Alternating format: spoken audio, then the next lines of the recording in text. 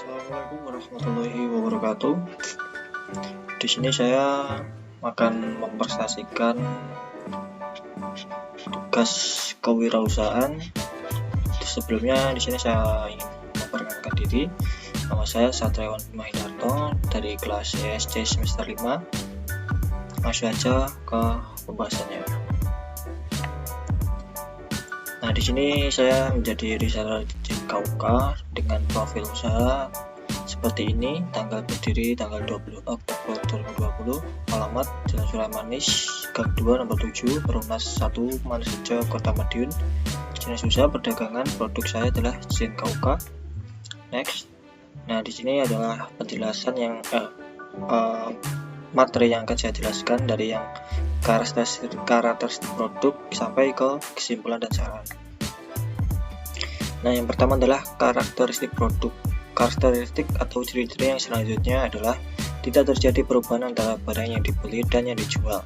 Karena perusahaan produk ini memang tidak melakukan pengelolaan untuk meningkatkan daya jual produk. Satu-satunya produk yang dibeli dari produsen dan yang dijual kepada konsumen, bentuk dan nilainya tetap seperti saat baru dibeli. Maka dari itu, manfaat produk dan nilainya bukan wewenang dari perusahaan ini, melainkan produsen. Kedua, mekanisme pembelian produk. Usaha reseller yang saya lakukan adalah melalui mekanisme online, baik pembelian dari agen grosir maupun proses pemasaran melalui online. Jadi saya membeli produk yang saya jual dari media online shop, lalu saya jual juga melalui online dengan media WhatsApp, Facebook, dan Instagram dengan sistem pembayaran langsung di tempat atau COD, cash on delivery.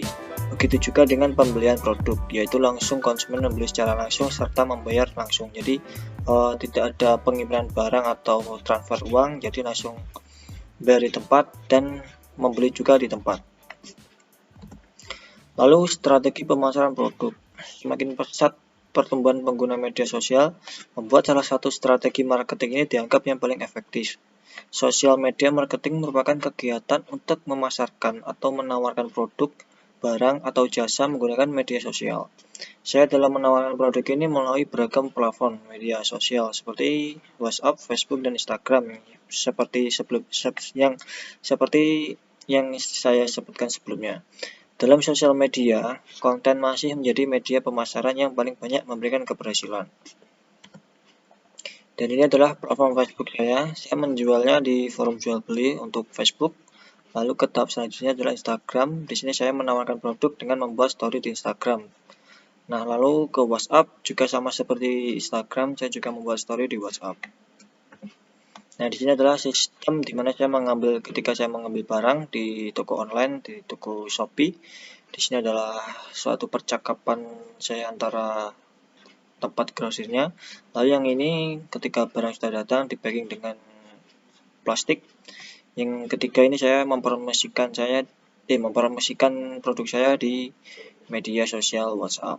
Lalu setelah itu ada konsumen yang minat dengan produk yang saya jual di story WhatsApp.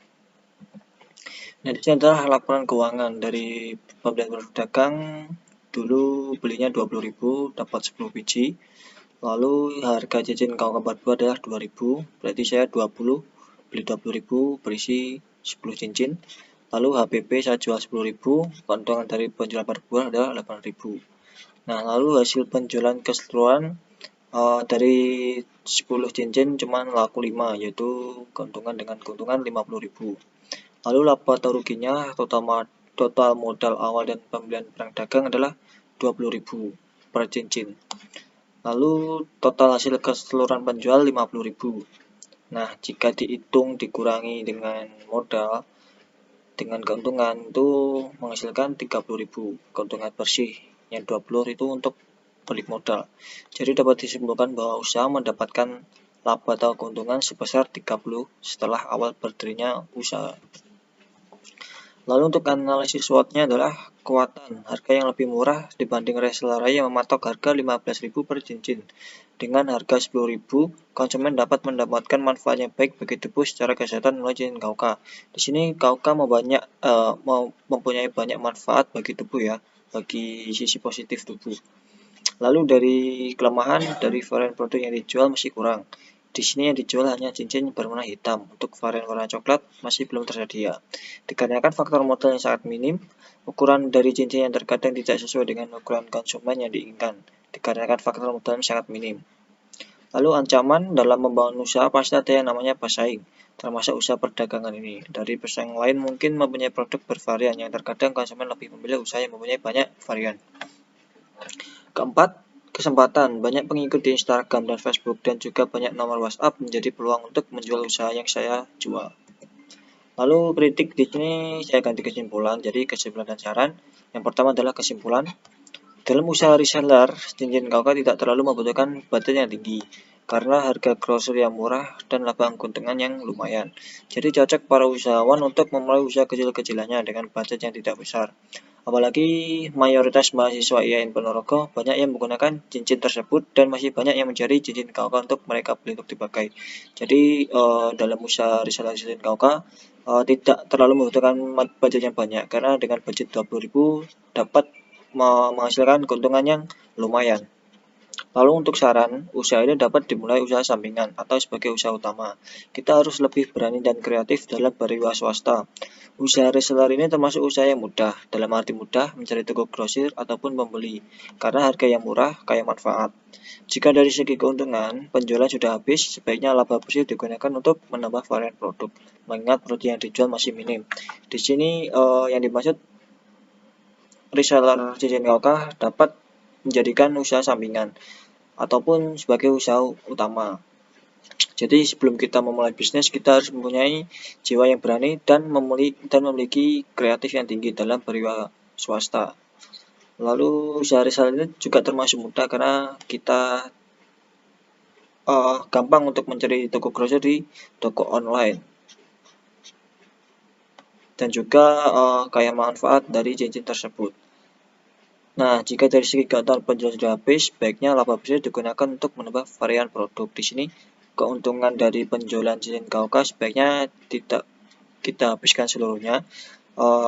Menurut saran saya, keuntungan itu bisa kita jadikan modal untuk menambah varian produk agar konsumen lebih tertarik dengan produk yang kita jual.